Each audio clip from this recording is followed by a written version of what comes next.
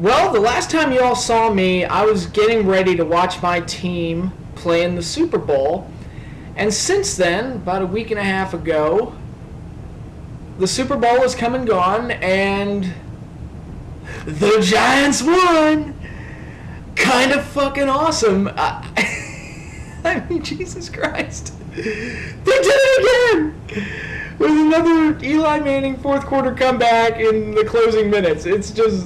It's unfucking believable. I feel so blessed as a fan, because like I said in my last video, Super Bowls don't come often, and just based on probability alone, they're not going to happen every year. But just to get 2 victories in less than 5 years, I mean that's pretty fucking sweet. And I wouldn't be lying if I said it wasn't made even sweeter by the fact that once again we did it by ending Dallas' season along the way, and once again we did it by beating Tom Brady and the Patriots in the Super Bowl. I mean, that makes it kind of really fucking sweet. Great season, and I've been salsa dancing all week. I've been celebrating, buying new merchandise. I definitely got to get a new hat. I even made a scrapbook. Yep. That's what I've been doing in my free time, scrapbooking the Super Bowl. And, who says football can't be for nerds, right? Or for the artistic people. I'm a goddamn artist. That's what I am. But, God, it's just fucking great. And I apologize for taking so long with this next video, but I've been busy doing the scrapbook and, a bunch of other things. Valentine's Day was this week. I hope everybody had a good Valentine's Day. I know I did. I'm not being sarcastic either. I really did. It was a lot of fun. But it's time to talk wrestling. And, since I'm on the topic of the New York Giants and the Super Bowl victory, I think it's a good transition into TNA. And yes, I'm going to talk about the spoilers here a little bit. Brandon Jacobs appeared at the Impact tapings and will be appearing on the next 2 episodes of Impact. Now, I've said it before. I don't begrudge utilizing outsiders in wrestling. I've said before, WrestleMania was founded on that concept. I think it's fine as long as it's done well. And based on what I saw in the spoilers, it seemed okay. Yeah, and anybody who watched Brandon Jacobs in the Super Bowl post-game interview, on the clip I saw was on NFL Network. Anybody who saw that interview will tell you, it's like, yeah, this dude's fit for pro wrestling because he's big as a fucking truck. And the dude cut a fucking promo after the Super Bowl. It was pretty awesome. See how I made it an elite quarterback? Yeah, you tell me. We did it. We dominated. And whatever the hell else came out of his mouth. It almost sounded like the Ultimate Warrior a little bit, but it was fucking great. So yeah, I think Brandon's a good fit for them. I hope that whatever he did comes off well on TV. I'm not saying that this will lead to any big thing for TNA or anything, or a huge ratings booster or anything like that, but at least it gets headlines, it gets people talking, I guess, and as long as it's entertaining, I won't complain. Because like I said, I don't begrudge utilizing celebrities as long as it's done well. One thing that WWE, I felt, really dropped the ball on, they really should have capitalized on the thing with Shaq and Big Show. I think they could have definitely gotten something out of those two.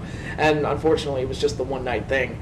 But what are you going to do? So you get a double dose of New York Giants on TNA Wrestling in the next couple of weeks. So hopefully that comes off well. And I'm kind of marking out a little bit just for that. It's like, that's kind of cool. So there's that.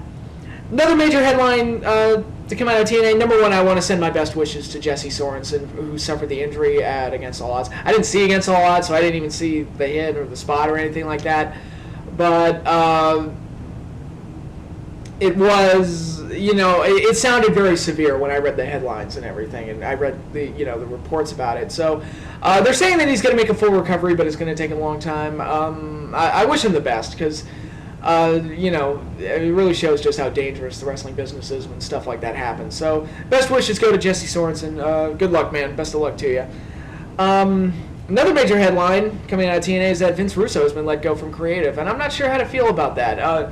Number one, I feel like Russo is... The well ran dry with him a long time ago creatively. I give him credit for the Attitude Era and that big personality change for the WWE. I do feel like he was one of the major proponents of that. But since then, I mean, his run in WCW was terrible, and his run in TNA has been hit and miss with more misses than hits, let's say that. And he's demonstrated, to me anyway, just based on watching the show, that he doesn't have any fresh ideas, and apparently nobody does. And that's kind of my concern. It's like everybody's like jumping up for joy that Russo's gone. But is that really going to change anything? I don't know. I guess we'll find out just how important he was to the creative system now.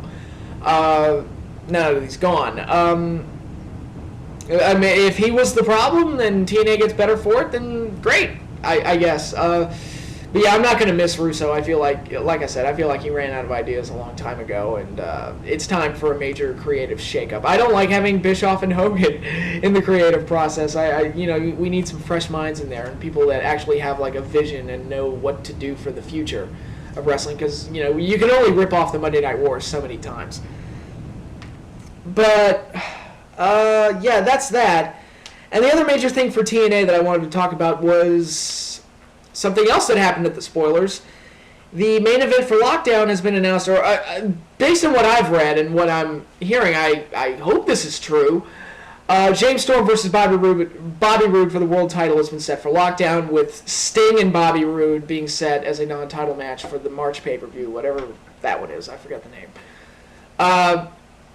That's great. They're actually, setting up a world title match ahead of time and creating roadblocks along the way. I mean, it's not a long time. It's just 2 months, but still, it's normally I would expect them, and I do feel like they did to a degree by putting Storm in the 4-way at the Against All Odds pay-per-view. I wouldn't have even done that, or even done the non-title match that they did a couple weeks ago. I would have kept them apart from each other until Lockdown.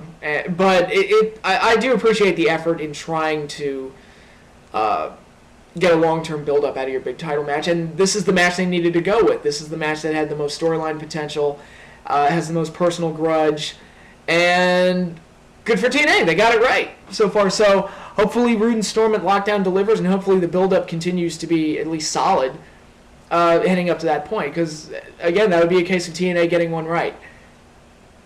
And here's hoping they're going to do Roode and Storm, or Roode and Sting at the next pay-per-view, which, again, I have no problem with. I think that's fine. I do think Roode should go over.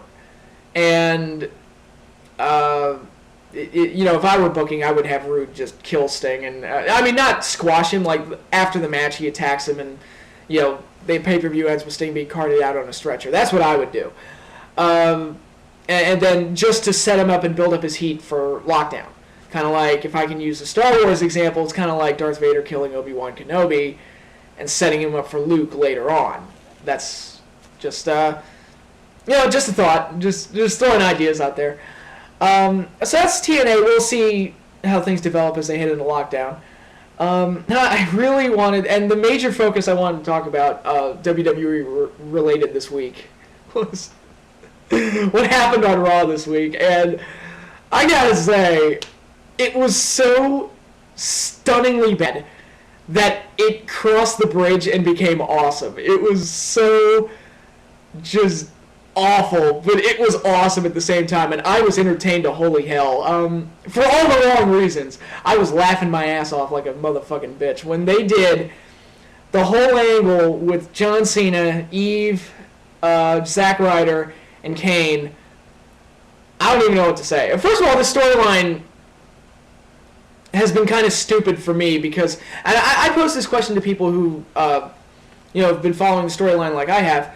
I get what they're trying to do is that I guess Kane is telling Cena to turn heel, which okay, whatever. But okay, embrace the hate. How does a person tangibly do that? That's my question. Like, okay, because this is basically what's going on. If a psychopath grabs my best friend and says, I'm going to beat the living crap out of your best friend unless you embrace the hate, and I'd be like, okay, I'll embrace the hate. What does that mean? I don't know what that means. What do you want me to do? Do I have to kill somebody? Do I have to join the KKK? Do I have to, I guess steal his girlfriend? I don't know what I don't know what they mean by embrace the hate. It just feels like some random catchphrase that they cooked up. It feels like I'm watching a movie where they like my example is Exorcist 2, because that movie has so much harebrained mysticism that the director thinks is deep, but in reality it makes no sense, and I have absolutely no idea what they're talking about. It's kind of the same thing here with the storyline. I have absolutely no idea what Kane is talking about. It's like, okay, how is Cena supposed to embrace the hate? I don't understand. I don't get that. In Star Wars, when Vader says join the dark side, or the Emperor tells Anakin join the dark side, it's like, all right, when the Emperor says it to Anakin, it's like, okay, I want you to be my bitch, basically. Join me, you will get my power, you just have to be my bitch. In the original trilogy, the real trilogy, when Luke says join the dark side, or when Vader says to Luke join the dark side, he's saying join me, come with me, I'm your father, blah, blah, blah. It's like, all right, get it. I have absolutely no idea what Kane's talking about. And it makes no sense to me. So that's number one. Number two, Zack Ryder getting beat up every week and carried out on a stretcher. This is, I believe, the third or fourth. He's become like the Kenny of the show. And it's become a running gag at this point. It doesn't matter. It's just kind of like, all right, yeah, Zack Ryder's always going to get his ass kicked again. Woohoo. He's like, somebody on the message board at WWE Forum said that he's like the Mr. Bill of wrestling. Oh, no! And that's kind of funny. So, yeah, there's that. But then he went in this whole different direction with it on Raw this week, with this whole love triangle bullshit that really reminded me of The Room. Granted, Tommy Wiseau's not there. Oh, hi. But it still had like that crappy harebrained romance angle to it that doesn't make any sense.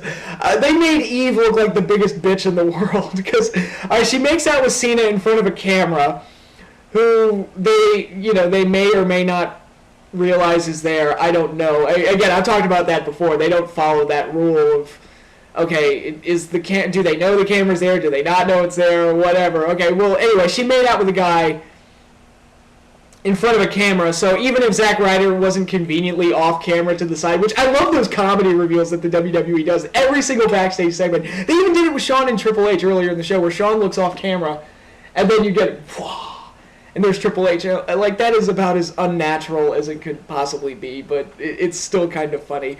But even if Ryder wasn't there, it still makes her look like a bitch, because she made out with a dude on live television.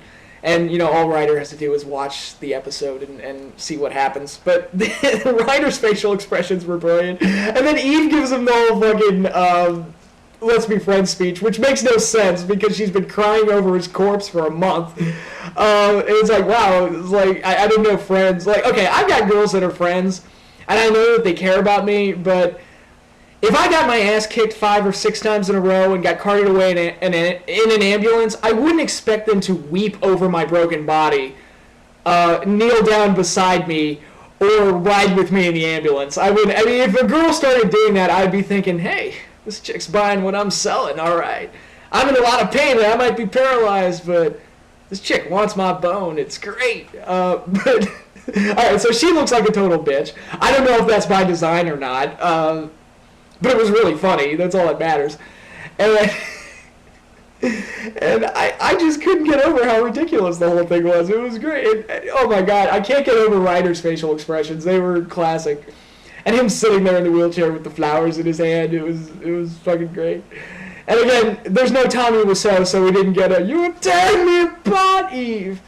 But it was still just so fucking funny, and I was just cracking up the entire time. It really reminded me of another Kane angle, The Wedding from Hell, with Lita, which that was another hilariously bad one, which it kept getting funnier when Snitsky got involved in everything, and that one was funny because of how poor taste it got with Snitsky killing a baby and everything. But we won't go there. But it was just so laughably bad. I couldn't believe that the WWE actually did it, but I'm glad they did because I was entertained. So I'll give them that. They entertained me, but not for the reasons they intended. But it was really one of the funniest angles I've seen in a while. And what's really funny is that when they try to be funny, like with Natalia farting, which no, that's not funny, or some of the lame jokes that they tell, like some of R-Truth's jokes in that debate segment, which I'm going to get into that next. Yeah, dude, if you're going to make fun of Dolph Ziggler's name, at least make a Dolph Lundgren joke, okay? It's like, okay, you're named after Flipper. No, he's not. I get the correlation between Dolph and Dolphin, but that's not being named after Flipper, so I don't know what you're talking about, dude. But, yeah, when they try to be funny, they're not funny at all. When they're not trying to be funny, they're hilarious. I don't know if that's good or what, but whatever. It's entertaining for what it is, I guess. So there's that. But I wanted to talk about something that's been kind of bothering me the last couple of weeks. And that is the build-up to Jericho and Punk at Mania. We all know that match is going to happen at Mania. And I'll be honest, that match is a real test for both Punk and Jericho. Jericho has never had a great world title match at WrestleMania. He's never had a big world title match that's worth talking about in a positive light. His match with Triple H at 18 was a disaster. I think it's one of the worst Mania main events ever. Through no fault of Jericho's. That's just what happened. Then in 26, he had that match with Edge, which was mediocre at best. I was not real impressed with that match. I thought Cena and Batista was the better match, to be perfectly honest. And I didn't like the build-up. Again, like 18. No fault of the guys involved. I just hated the build-up. I hated that they made Edge like a simpleton that only knows one word, and when they could have done something a lot more personal and aggressive. And that was just it. It was just Edge repeating one word over and over again, and that's all you got for a month. And I felt like that affected the match. But Jericho's never had a great WrestleMania title match. His one WrestleMania Classic was with Michaels at 19, and, great angle, and he worked with Michaels. So, yeah. So it'd be great to see Jericho have a great WrestleMania title match and kind of make up for the last two boo-boos, shall we say. And Punk, this is a test for him too, because he's never had his own WrestleMania match centered around him. He won 2 Money in the Banks, but they don't really focus on you until after Mania, once you've won the Money in the Bank. There was no big storyline with him heading into WrestleMania or both of those cases. So there's that. And then the match with Orton, it was pretty much just a case of, great angle, or good angle, not a spectacular angle, but a good one. But it was still just kind of like, well, Orton needs somebody to work with at Mania, so let's feed Punk to him. And it kind of had that feel to it. Same thing with Ray. It was, Ray needs somebody to work with, so let's have Punk ruin his daughter's birthday party. So Punk was really the interchangeable role in both of those situations. This year, this match is his. Like, this is his match, and this match is being built around him and Jericho. So hopefully it goes well for both of them. I think it can be a great match. My only concern is with the build-up, and that's where the problems are running into right now. And I'll say it again. Jericho should have won the Rumble. There was no reason for Sheamus to win the Rumble. It's been, 2-3 weeks since the Royal Rumble? What has Sheamus done?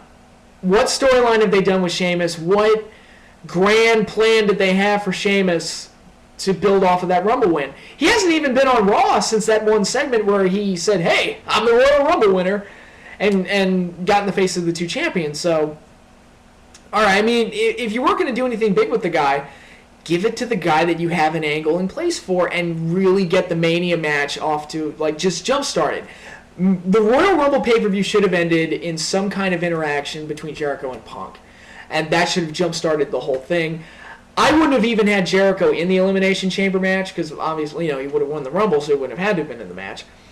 And that would have... and he would have been like an outsider looking in, observing the Elimination Chamber match as a result. He would be the destination point for Punk. And they didn't do that, and I feel like the build-up's kind of suffered for it, because it didn't really get that great starting point. It just got, Jericho runs in on one of his matches randomly at one point. And then they did the debate segment on Raw this week, which was awful.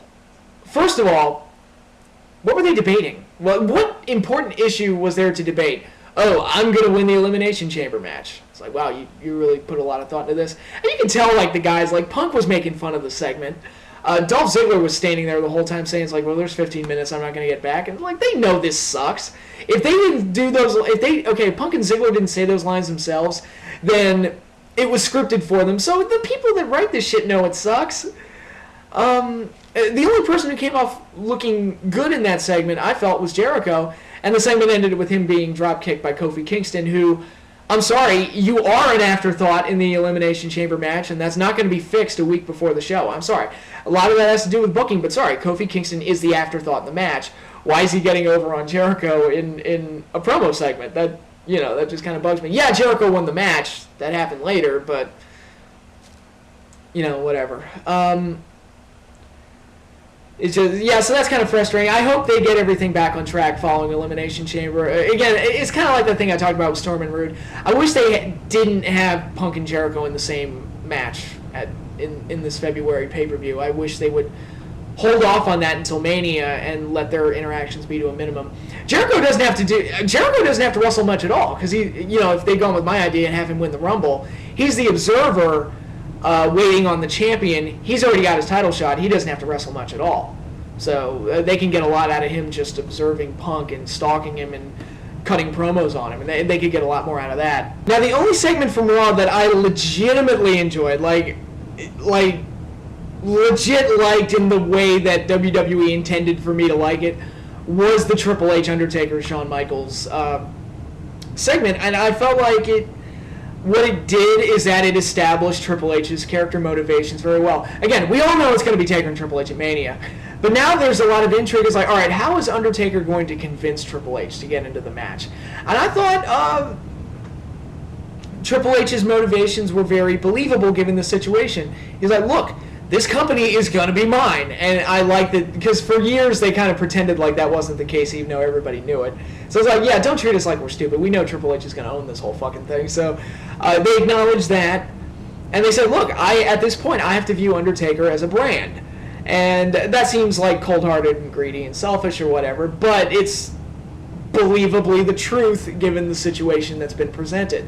And now I'm actually interested. It's like, well, how is Undertaker going to convince Triple H to face him at Mania? I think, so I think they did a good job with that. Yeah, Shawn Michaels looks and sounds older, and yeah, maybe the segment went a little too long, but overall I thought it came off really well. It's got me interested. I know a lot of people aren't interested in seeing Taker and Triple H 3 at Mania, but I've stated my reasons for why I'm okay with it, because I don't trust Taker and Triple H working with young guys at Mania. Like, okay, ideally, Undertaker versus, let's say, CM Punk would be a great Mania match, but I saw what happened the last time Undertaker and Punk worked together in a feud, and Punk kind of got buried, so I don't trust Undertaker to work well with a young guy and make him look good. And same thing, that same concern exists with Triple H. So best to just have them work with each other. Yeah, they'll work well with each other. I mean, there'll be no burying going on there. So, and hopefully with a year off, Undertaker and Triple H can have a good match. So there's that. Taker's going to be bald. He's already bald. I mean, he was wearing a wig when he came back, and it was pretty obvious. But I've seen pictures of the bald Undertaker. He kind of looked like Judge Doom from Roger Rabbit, which I thought was kind of funny. So, whatever. We're getting a bald Undertaker. That'll be kind of funny, I guess. I'm not sure how that'll... It might look creepy. I mean, Judge Doom was kind of creepy. So, again, we'll see how that goes. So that's really the build-up for Mania going on right now. I know we have the Elimination Chamber pay-per-view this Sunday. I'm not really that interested in it. I'm just kind of buying my time for Mania and Lockdown, to be fair. Those are the two that I'm waiting for. The Smackdown Elimination Chamber match, though. Okay, I understand Randy Orton was legitimately hurt, and you got to make a replacement. I understand that. But Santino? Really? I hear that and I think, well, somebody, like either Christian or Del Rio is going to come back, beat up Santino at the pay-per-view and take a spot or something. Because I'm like, are they really going to do that? Santino? The comedy bitch who chokes on Natalia's farts? That guy is getting a world title shot? And it kind of, enhances my point. When you've got guys like Santino and the Great Khali going for the world title, and, not a Great Khali that you could have believably pushed as a monster, and was like, yeah, he sucks as a worker, but, all right, he's a big giant guy that you could have kill people. All right, I guess that makes sense. you can find some way to push him. But he's been beat so many times since then that it's like, well, the monster image is dead, so there's nothing there. They're putting that Khali in a world title match. When you start having that kind of a situation, it's time to unify the fucking belts. I mean, Jesus Christ. Who's in this chamber match? You got Daniel Bryan, who, yeah, okay, fine, he's a world champion. You got Big Show, who, in a match like this, Big Show should be the 6th guy. You got Wade Barrett, who I've never cared about. You got Cody Rhodes, who's the Intercontinental Champion and shouldn't even be in this match. Just because he's the Intercontinental Champion, he should be off doing his own thing. And he hasn't done anything since the Booker feud, so I guess the Intercontinental title's back to being dormant. I guess. I don't know. But obviously I don't follow SmackDown too closely. But then you throw Great Khali and Santino in there. That might be the worst chamber lineup ever. I mean, fucking ever. That is just horrible. Why even have a second chamber match? Who gives a fuck? They're doing it just because people expect it at the February pay-per-view. But, wow, that's it's really bad. Santino, I can't get over that. That's insane. That's kind of crazy, but it is what it is, I guess. Just unify the fucking belts, please. It doesn't, like, Santino being in this match officially proves that, like, look, being a world champion doesn't matter, okay? You gotta unify the belts and make being a world champion harder to do. Make it harder to get. Because when you have twice as many opportunities and chances to become a world champion, it means so much less, you know? Again, just throwing that out there. But yeah, that's all my wrestling talk for the week. I just wanted to respond to WWE Raw, which was hilarious. And maybe I'm just riding off the high from the Super Bowl and I was just in a good mood, but I just thought the whole angle was the funniest fucking thing WWE's ever done. Not intentionally, but it was fucking funny. I wanted to react to Raw. I wanted to react to some of the TNA news. I wanted to react to the spoilers for both shows. So hopefully I did that well enough today, and I will see y'all next week. For those of you that are going to watch the Elimination Chamber pay-per-view, I'm not. Hope you all enjoy it. And I'm not going to do anything like I did last year, like the rebooking WrestleManias. I'm not going to do anything quite like that for WrestleMania this year, but I might cook up something. I'm trying to think of something I can do for WrestleMania. It won't be as big as the rebooking WrestleMania, because last year, I'll be honest, that almost killed me. But we'll see how that goes, and hopefully the road to WrestleMania continues to get bigger and stronger from here. And I'm out for the week, and peace out, everybody.